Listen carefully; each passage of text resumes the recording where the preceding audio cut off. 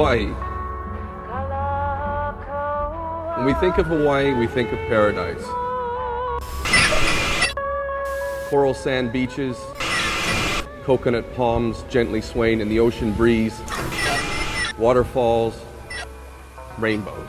Hawaii is all these things and many more.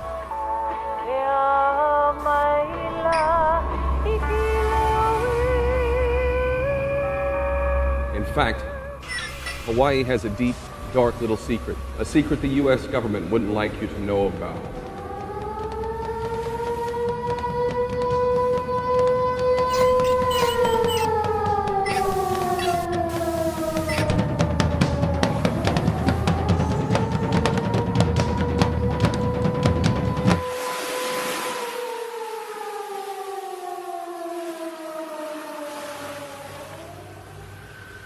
The American agenda tonight, a most significant presidential apology. At the White House yesterday, President Clinton signed a formal letter of apology to the people of Hawaii.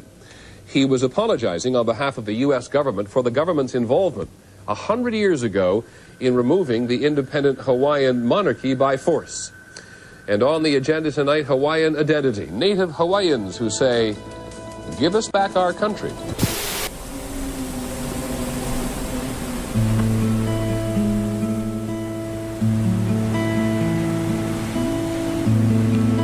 Touristic Hawaii, hundreds of people demonstrate and the president apologizes. The reason? The United States government, that considers Hawaii the 50th state of the Union, has in fact admitted that a century ago it committed an abuse. In 1993, the U.S. government passed a law. This was approved by the Congress, the Senate, and ultimately signed into law by President Clinton. And this was a confession, flat out. Public Law 103-150 was a confession. And in that confession, the United States admitted to all sorts of crimes, and it further admitted that the Hawaiian nation never relinquished its rights. But if Hawaii is the 50th state of the Union since 1959, why is it that in 1993, President Bill Clinton apologized for the usurpation the original inhabitants of the archipelago were victims of? To understand this situation, let's do some history. Hawaii is an archipelago formed by 8 islands, situated in the middle of the Pacific Ocean. They were probably populated by immigrants from faraway lands. They created a socially and politically advanced society. Native Hawaiians are Polynesians. They come from a land they call Kahiki, which is the homeland, and many believe that to be Tahiti or the Marquesas. And perhaps we're here as early as 100 BC, perhaps a little bit later than that. Two-way voyaging continued for many centuries, and then by about the 12th or 13th century, Hawaiians were living here pretty much on their own and developing a much more stratified society. And that led to the development of different island kingdoms here amongst the chain. So you had a kingdom of Kauai, a kingdom of Oahu, kingdom of Maui, and of Hawaii Island. Its founding king, Kamehameha the Great, unified the societies of the archipelago. Their soil began to yield food for the inhabitants of Hawaii. However, the Hawaiian kingdom would not be alone for long. By the same sea from where the original inhabitants of Hawaii came from, visitors from other lands would arrive. Contact with foreigners of European or American descent comes in 1778 with the arrival of Captain Cook. It is speculated that there may have been other encounters prior to that, but it's not documented. Captain James Cook, a British explorer and sailor, established contact with the inhabitants of Hawaii. In 1794, the British explorer George Vancouver gave the court of King Kamehameha a Union Jack as a token of friendship from King George III. The Hawaiian kingdom added the Union Jack to its own flag as an act of recognition for the gesture of British friendship. In spite of the foreign presence in Hawaii, mainly Britain at the time, as well as other ethnic groups, King Kamehameha gave his kingdom its own identity. He gained international recognition.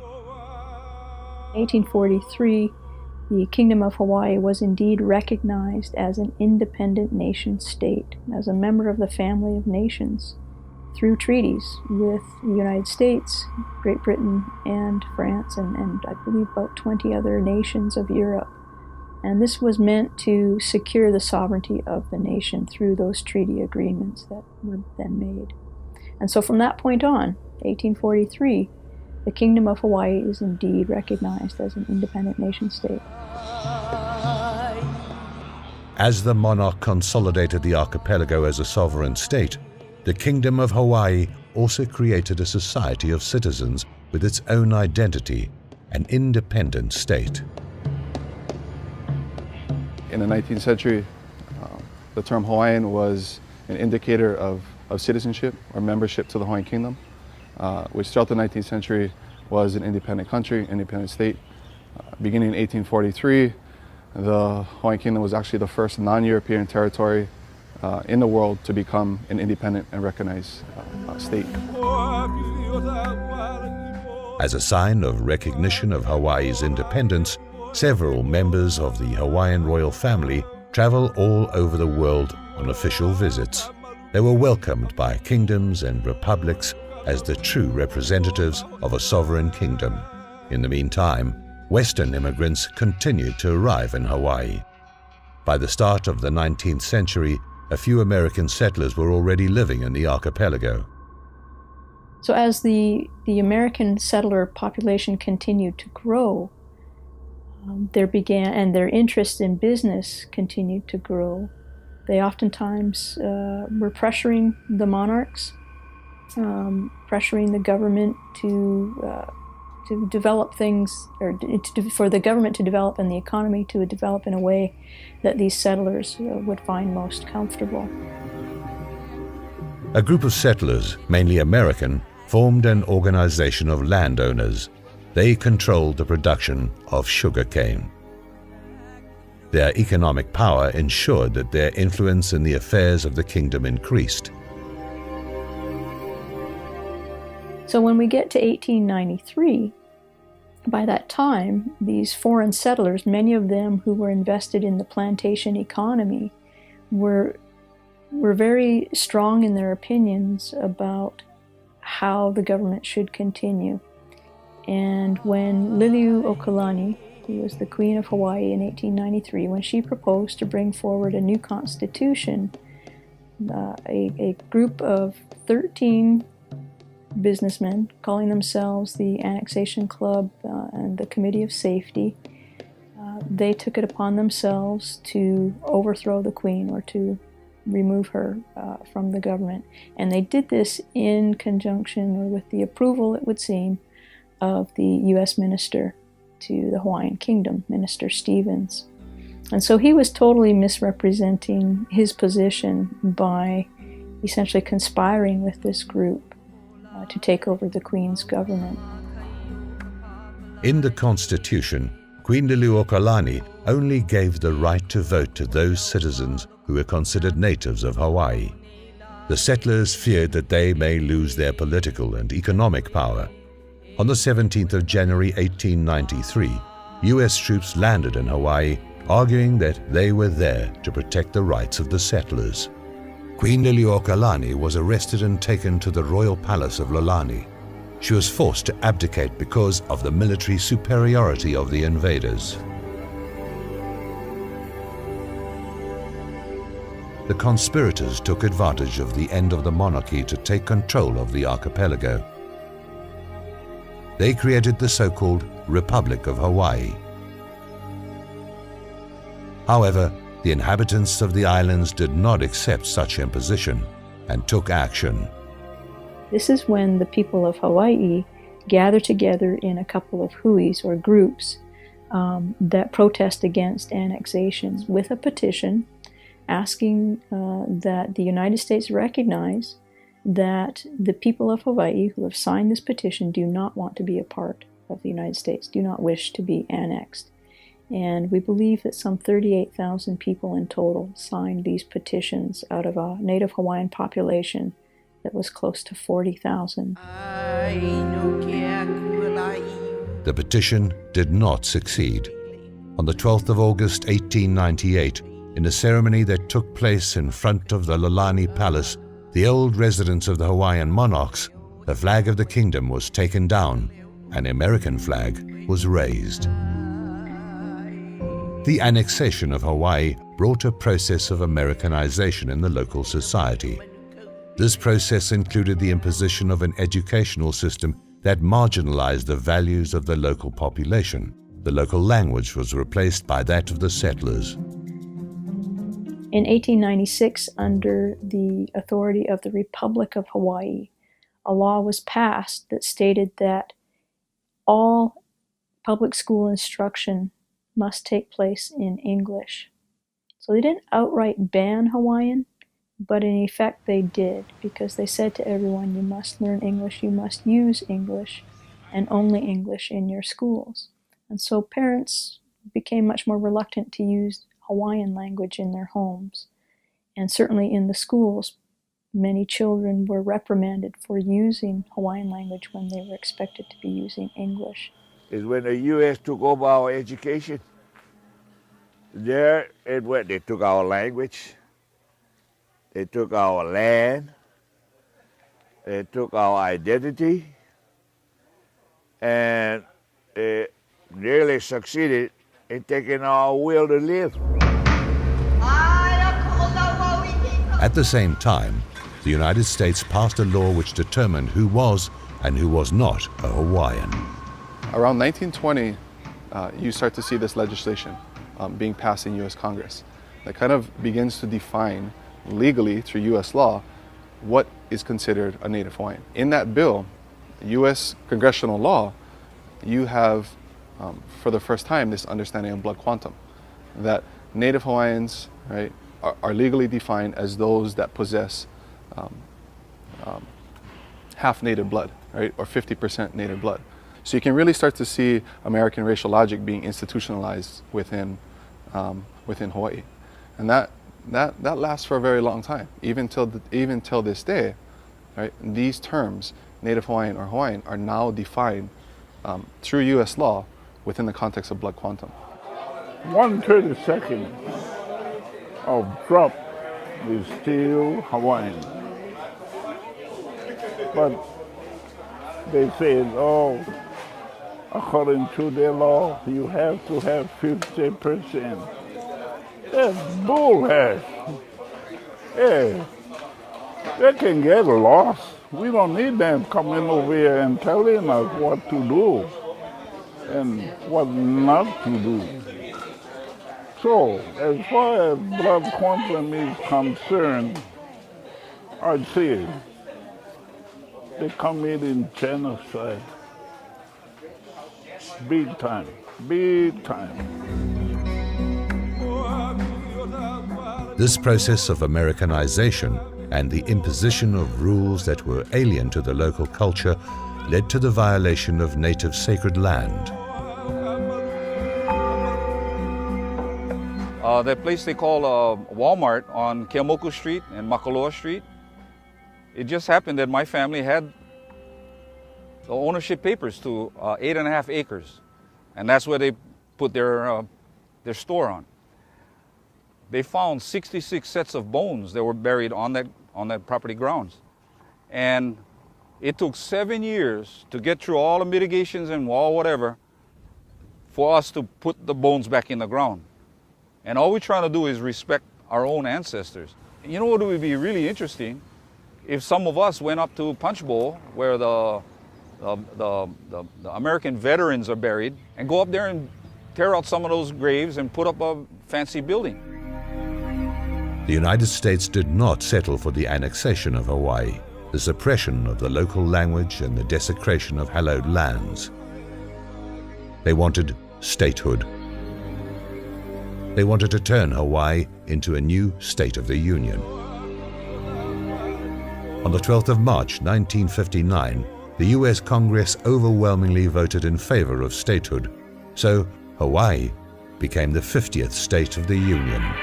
It's made official at the White House. President Eisenhower congratulates the new congressional representatives of Hawaii before the simple ceremonies that remake the geography of the United States, adding the 50th and southernmost state with a land area of 6,500 miles and a population of 600,000. Hawaii becomes a state of the United States in 1959. Of course, if annexation was illegal and overthrow was illegal, then many believe statehood is also an illegal event. So you certainly continue to have debate here in Hawaii as to whether or not Hawaii is a state. But officially, according to the United States, in 1959. It is not surprising then that President Bill Clinton sanctioned a law whereby his government apologized for the dispossession the local population had been victims of. The law recognized that the people of Hawaii had not voluntarily relinquished their rights, nor had they accepted the abolition of their kingdom. You don't need to be a lawyer, really, to understand. If the criminal admits to committing a crime against you, and further admits that you never relinquished your rights, i.e. your property was stolen and you never relinquished your rights to the property, you don't need to be a lawyer to understand that according to that the Hawaiians have one of the best claims, if not the best claim, for independence once again. So that bill really should have apologized to the national population. But that wordage of saying national population would kind of throw off, right, the political intent of that bill, to kind of sidestep, right, or kind of erase that history that it was a kingdom. Why did the Americans do it? That was the first question I asked when I heard about the apology bill. It was an intent to defraud the Hawaiian nation, the Hawaiian people, even further. The apology bill was followed by several resolutions proposed by a senator for Hawaii, Daniel Akaka, to be implemented by the year 2000. His intention was to pass a law that would give Native Hawaiians federal recognition. The same strategy was used for the Native Americans. In 2009, Congress passed the so-called Native Hawaiian Government Reorganization Act, also known as the Akaka Law. According to this law, the descendants of the original inhabitants of the archipelago could form a government, but within the U.S. federal structure. They could not reclaim the rights they had lost before the overthrow of the monarchy in 1893, or their status of sovereign nation. And I believe the people that were involved in the Akaka bill that's trying to continue to deprive us were absolutely on the track of imposterating our claims. And at the end of it all, first of all, naming us Native Hawaiians, which we're not Native, we're nationals, okay? So imposteration started, not knowing this. Then the imposteration for Native Hawaiians were coming. And then the next step would be that the imposteration was that they now becoming the Native Hawaiian Pacific Islander Asian Foundation. And most of our people don't know this yet. We're on a different boat here. A lot of people like to compare us with the American Indian, per se.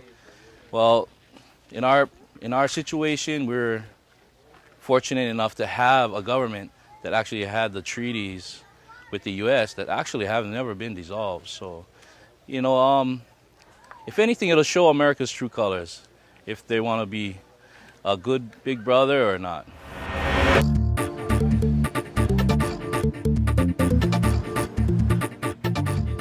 For more than a century, the United States has been working to establish the image of Hawaii as a tourist destination.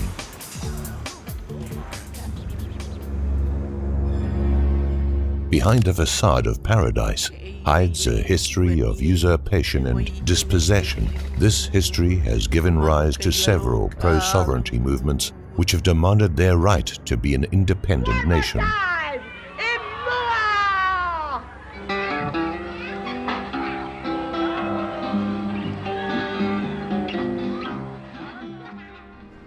Captain America, don't mean to sweat ya, but you met your match.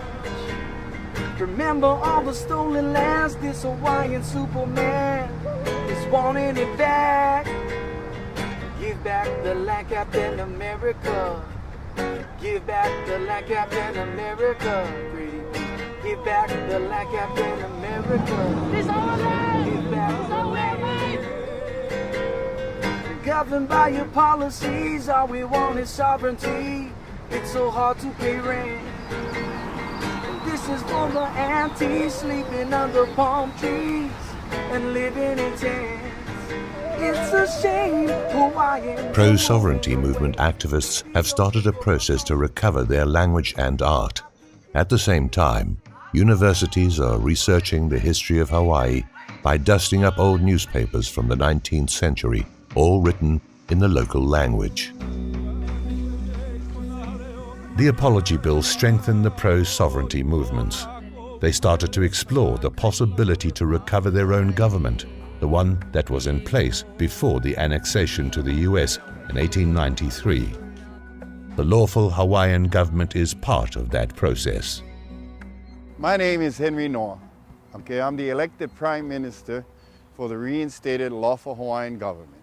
The lawful Hawaiian government was formed March 13, 1999, and it actually reinstated the former government offices that was in existence prior to January 17, 1893, the day that we got overthrown.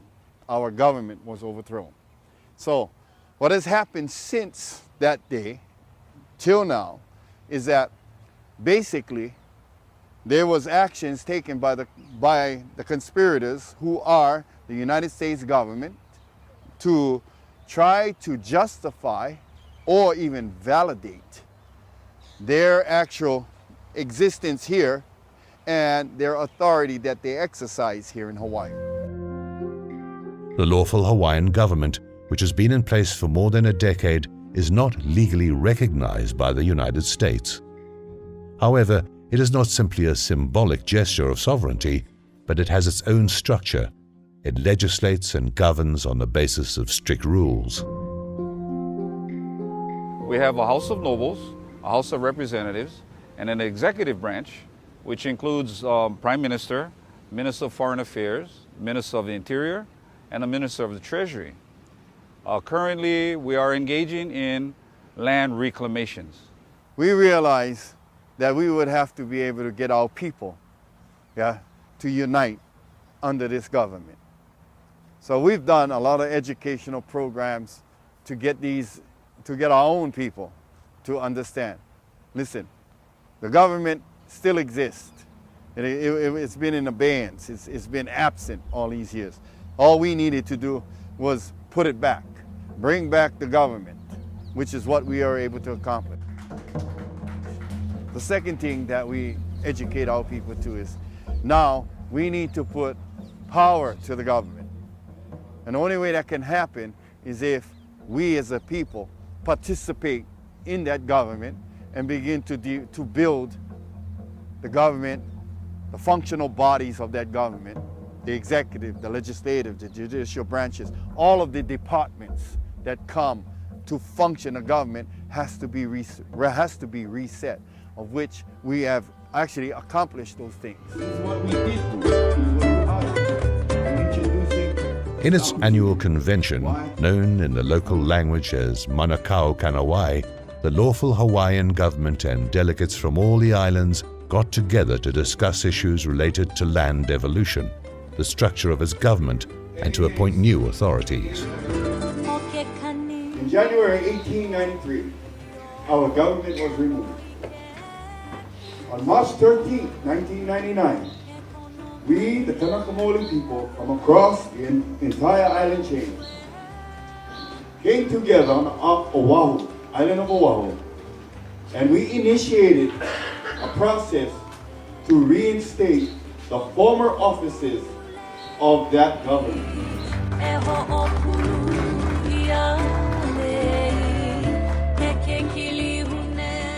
It's been a long process, so from my understanding, the Hawaiian government has actually, the reinstated lawful Hawaiian government, has progressed to a point where now things are going to start to come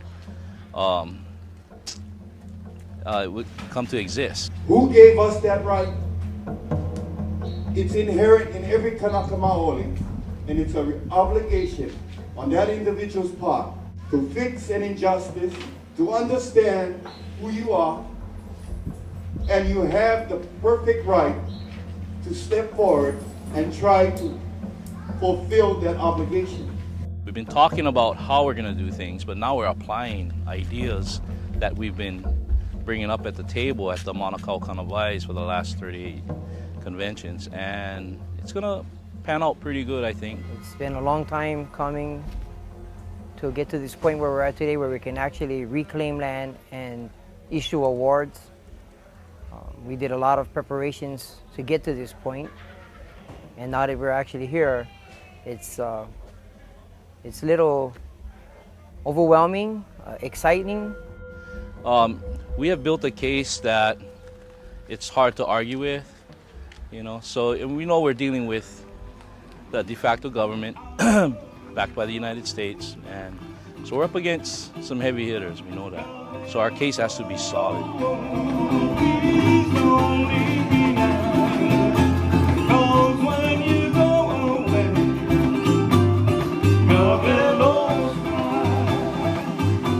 There has never been a time that I know in our history that we have not worked to regain what is rightfully ours.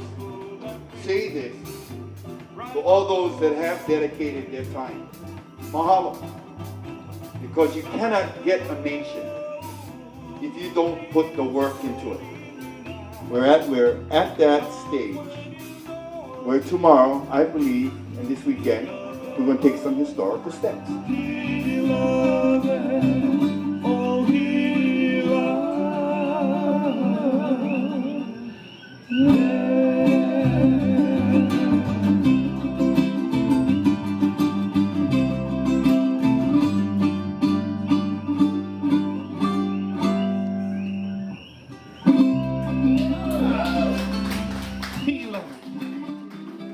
We have legislated resolutions in our Constitution. We brought our Constitution to modernity from 1893, and brought it forward to modernize it. That was archaic. A lot of the language was archaic.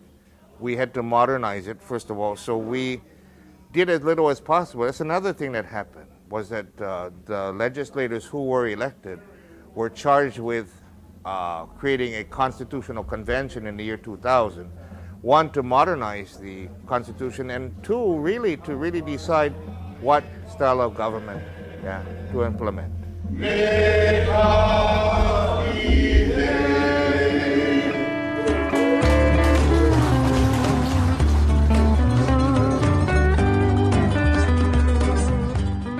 The lawful Hawaiian government's legislative branch is divided into 7 districts.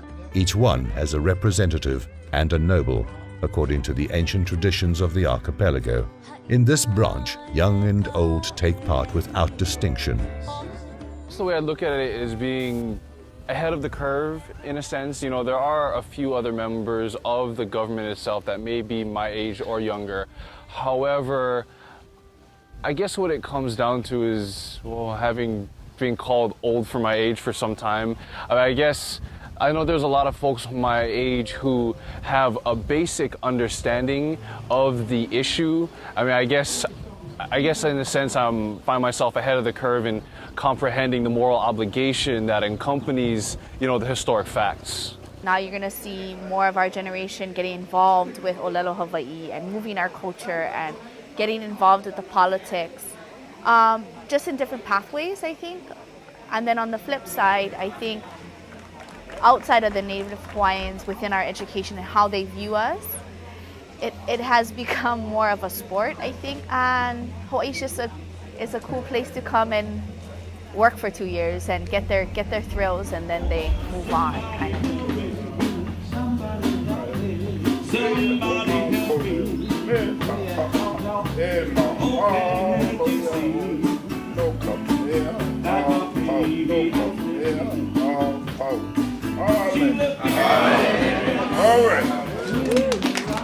Why I'm doing what I'm doing here today, and this is the day we waited for a long, long time, and we've always said it only on God's time will we do this. Well, today is God's time, where we're going to put the people back on the land.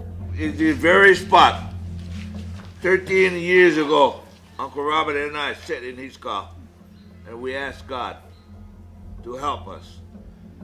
And the rest, our Prime Minister at that time was the organizer of our hui. Everybody was waiting for us to bring one Kanaka to that meeting. This is when we was going to put the government together. And we asked God, right here at this very spot where we sit, help us. Help us.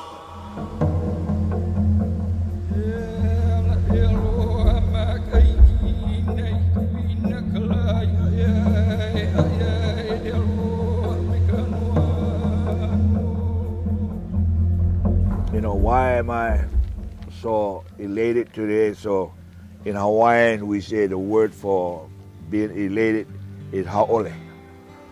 Ha'ole nui, happy, very, very happy. Because we're getting to put our people back on the land that the U.S. had come through deceit or whatever you call it, took our people and drove us to be destitute.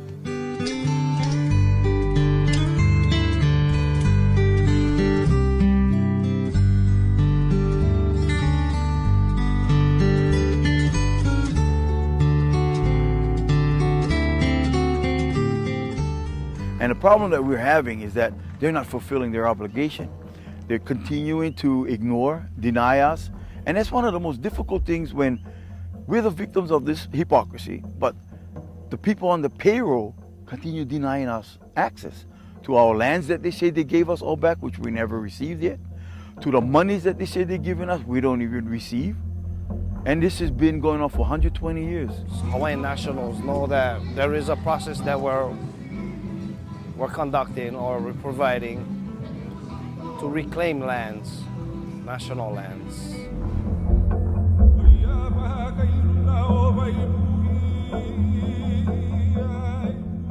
During the Lawful Hawaiian Government's convention, Prime Minister Henry Noah gave land titles to groups of 10 people. For them, that simple ceremony means the beginning of a new chapter in their lives. Because such land is situated in an area affected by volcanic activity, in fact it does not belong to anyone. It is barren land where 10 settlers and their families will build up their future. Yes, sir, no man change your plans. Don't wanna be a fireman. I wanna get demonstrating to them that this is our claim to our lands and that we decide what happens on our land. Yes. All right? Again, 1, 2, 3, oh. 1, 2, 3. Reality. I'm finally seeing what I want to see. You gave me what I needed, something to believe in. Court fees, divorce, see no strings attached. Now I got a second chance. Well, now we have a land. So instead of going far up the hill, miles away from home, now we can just walk out here and home. E te mea te hau muoro. Ane o tō te atua no te hapatauturi a tātou te taime. Maururu, maururu, amen. Amen. Well, this one lot, this is for the community center where the community can meet. You know, you can come and have the kupuna, the elders do crafts, have the younger ones learn etiquette, you know, Hawaiian etiquette, learn how to make medicines, learn how to do medical techniques, learn language, skills, and you know, anything that the community needs, any kind of education as a whole, they can come to this hotspot. And then of course, tourists who are walking through, they can always visit. Anybody who wants to know, they're welcome to come.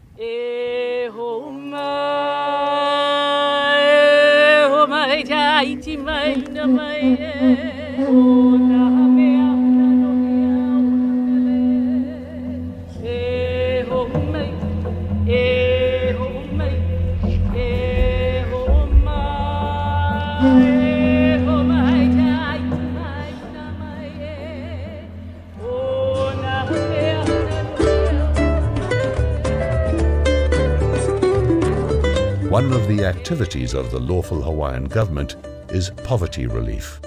Hawaii's image of prosperity, with its luxurious shops and expensive cars in the most expensive state of the United States, exists in stark contrast with the poverty in which hundreds of people live.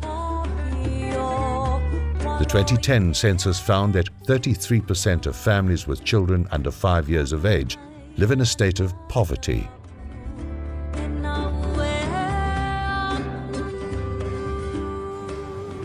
The postcard image of Hawaii contradicts the everyday reality of the inhabitants of the archipelago. And what you see here around me is a homeless village that was established in 2009. This is adjacent to Waianae Pokai Bay Boat Harbor. The boat harbor is right here. This campsite is right here. What these people have been able to do is stay out of the public parks, which their presence in occupying public parks seems to interfere with the tourists. And the government does not like interference with cash flow in any sort. So this area here is called Pokai Bay. And we're going into the bushes adjacent to the harbor. And this, I heard that this is where a majority of the homeless people that got ousted from the beaches have relocated to this area here. We've had a history of these homeless people. It has been increasing, large numbers. I came here in 2010. In 2009 is actually when we became houseless. I will not say homeless because we are not homeless. Hawaii is our home, this island is our home. We became houseless in 2009. As a greenhorn addict, only knew how to go camping, and that's what I took. And from there, we hit recession back in 2009. 7 incomes, 5 loss, couldn't continue our home, gave up our home back then. We began living amongst the houseless people, and we learned a lot. And then from there, we got swept in at Ulihava back in March 2010. Most of these people that's here, started from here, from this camp going that way, have been here for a while. Where this tree is, right here, this berry tree is, there's an opailua in there, but they're cleaning up. They're trying to clean up and stuff, yeah. A lot of us we understand that we are going to get swept, so a lot of us are doing spring cleaning right now. So the people who come down and do the sweep and sweep everybody out of here, is it police department or the sheriff's department? Basically what happens is, okay, from what we understand and what was told to me was that the state is not in the business to do sweeps. But the state will go ahead, because of the lease, they have to go ahead and do a lot of the what is required by law, which is to clean out the land before they lease it. Right now, if they were to sweep us, nobody has nowhere to go. We don't know where to go. The next where? Mocha, to the mountains. To the mountains.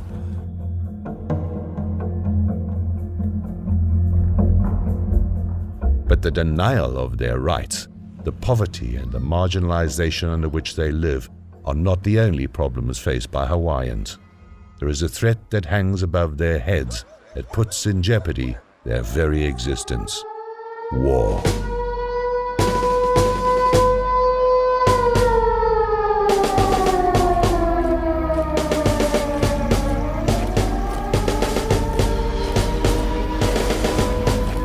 For the United States, Hawaii has not only been an archipelago with commercial and economic interests. These islands in the middle of the Pacific Ocean are part of its strategic military structure.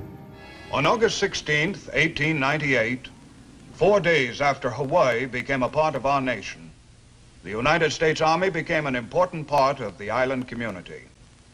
Since then, under the impact of 2 world wars and the Korean conflict, the Army in Hawaii has expanded enormously. Today, the Hawaiian Islands represent a multi-million-dollar base of operations for American defense forces in the Pacific Ocean area. In fact, the United States discovered the strategic and military importance of Hawaii long before its settlers managed to get it annexed in 1893. Major General John Schofield arrived on Oahu in 1872. His mission was to find a military use for the island's seaports. General Schofield found the seaports were perfect for the growing United States Navy, and that the land between the Waianae and Ko'olau mountain ranges was ideal for ground forces.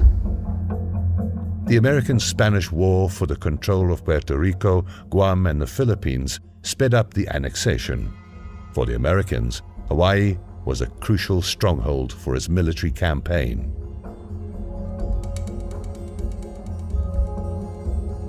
Pearl Harbor, built in 1900, became the main United States naval base in the Pacific. During the Second World War, on the morning of the 7th of December 1941, the Japanese Air Force exposed the vulnerability of Hawaii.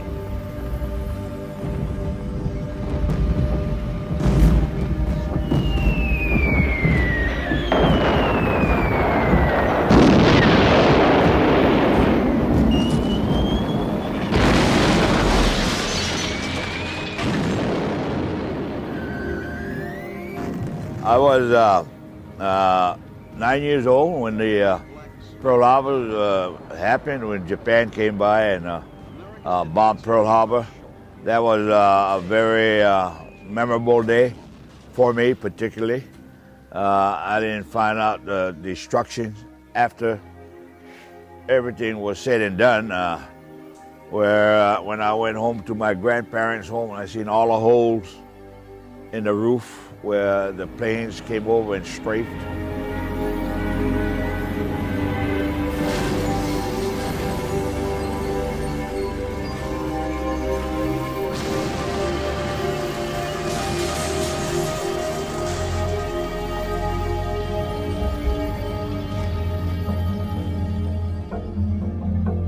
The United States military presence in Hawaii constitutes a constant danger for the very existence of the archipelago. Hawaii is a military outpost. It's got every branch of the U.S. military, Army, Navy, Air Force, Marines, and there are unknown amounts of nuclear weapons. You've got nuclear submarines, you've got nuclear aircraft carriers, you've got nuclear silos with intercontinental ballistic missiles. Those missiles are directed at targets all around the world. There are literally billions of people under threat from the missiles that are based here in Hawaii. Literally, right here is Pacific Command, which is one of the keystones, one of the major bulwarks of the American empire.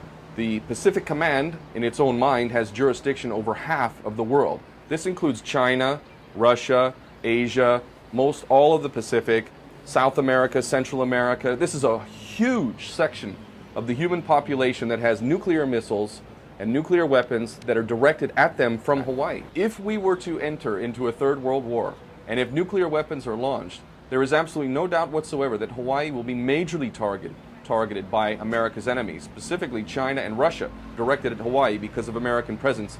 But it's a significant number, and rest assured there's no question that if there is a nuclear war and missiles are sent here, there will be so many missiles that there will be nothing left of Hawaii. The importance of the American war machinery in Hawaii is not only strategic. In reality, the economy of Hawaii depends a great deal on the United States military structure. According to the Rand Institute of Defense Studies, the military economy of Hawaii constitutes at least 18% of its gross domestic product, more than $12 billion a year. Military-industrial complex is the #1 economy here in Hawaii, entity of our economy. Everybody thinks tourism is #1, but I believe that the military-industrial complex is actually at the top, if not the two tied together. So that's what drives our economy. So it's very difficult to even have the discussion about withdrawing some of that military presence because our economy is so dependent on it for so many people.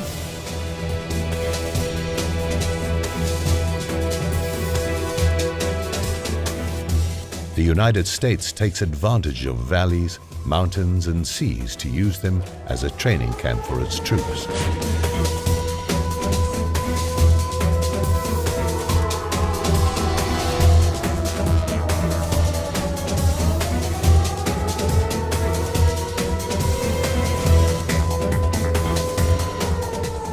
At the same time, the United States offers its Hawaiians enclave for the training of foreign troops.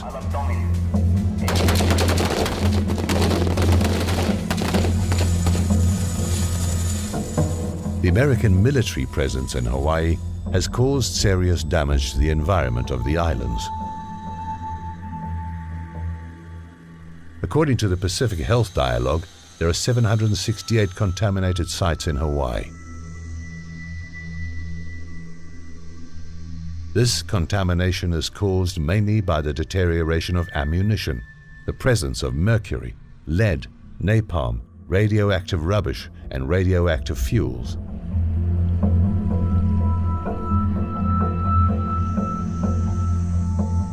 In 2008, Colonel Howard Killian admitted that there was enriched uranium in Hawaii, but he argued that there was no danger for the population of the archipelago.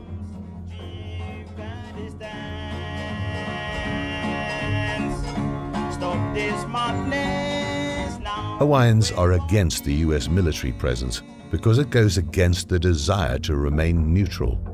They demand independence and also the withdrawal of the military from the islands. The military absolutely needs to go. I mean, for one thing, it compromises our neutrality. You know, we made it a point to stay out of the rest of the world's conflicts because, I mean, who has a problem with the Hawaiians, for one thing? I mean, from my personal perspective, ideally what I think it should be is that Hawaii should be a neutral buffer zone between the Chinese power and the American power. Military buildup here is certainly something that's discussed a lot by many people. It's almost become so normal, though, that I think some people don't realize how prominent the military is in Hawaii.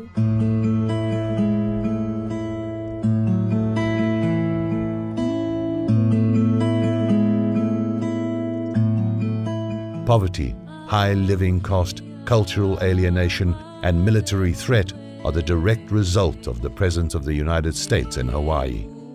Despite all of that, those Hawaiians who have decided to reclaim what was taken from their ancestors more than a century ago are not prepared to surrender.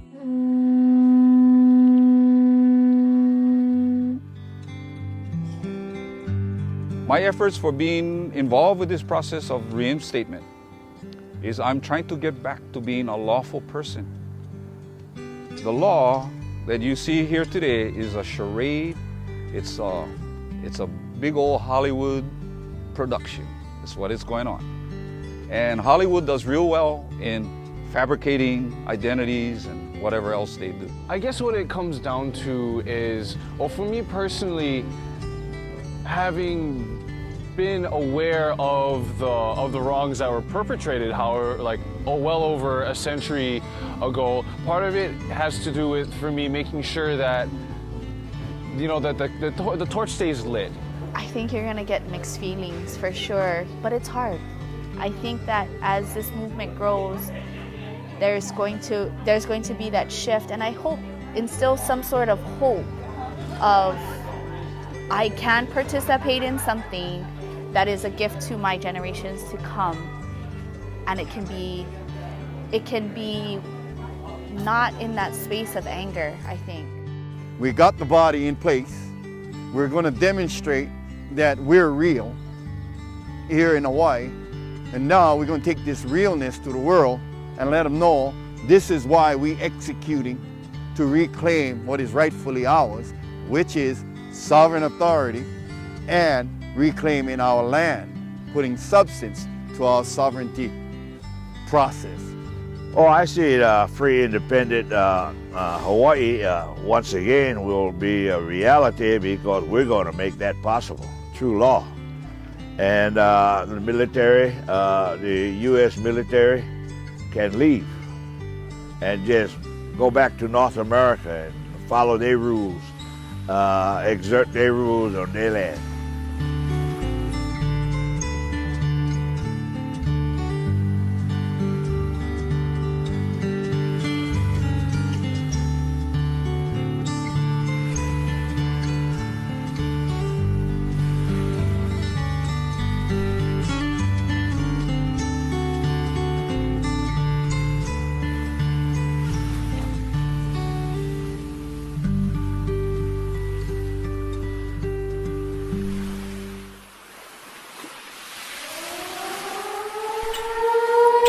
Captain America don't mean to sweat ya, but you met your match. Remember all the stolen lands, this Hawaiian Superman is wanting it back. Give back the land, Captain America. Give back the land, Captain America. Please. Give back the land, Captain America. Please. Give back the land. Governed by your policies, all we want is sovereignty. It's so hard to pay rent. And this is for the aunties sleeping under palm trees and living in tents. It's a shame Hawaiians are moving away. Leave the ocean for promotion, better wages. I think it's safe to say that Hawaii is doing better in Nevada, Las Vegas. Captain America don't mean to sweat ya, but you met your man. Remember all the stolen lands, this Hawaiian Superman is taking it back. Taking back the land, Captain America, now. We're taking back the land, Captain America, right now. We're taking back the land, Captain America, now. We're taking back the land, that's God's plan. Live life, living is free. Stay high, rolling with me. Live life, where you supposed to be. Stay high, in Hawaii. Mahalo po yung mga nagkakita.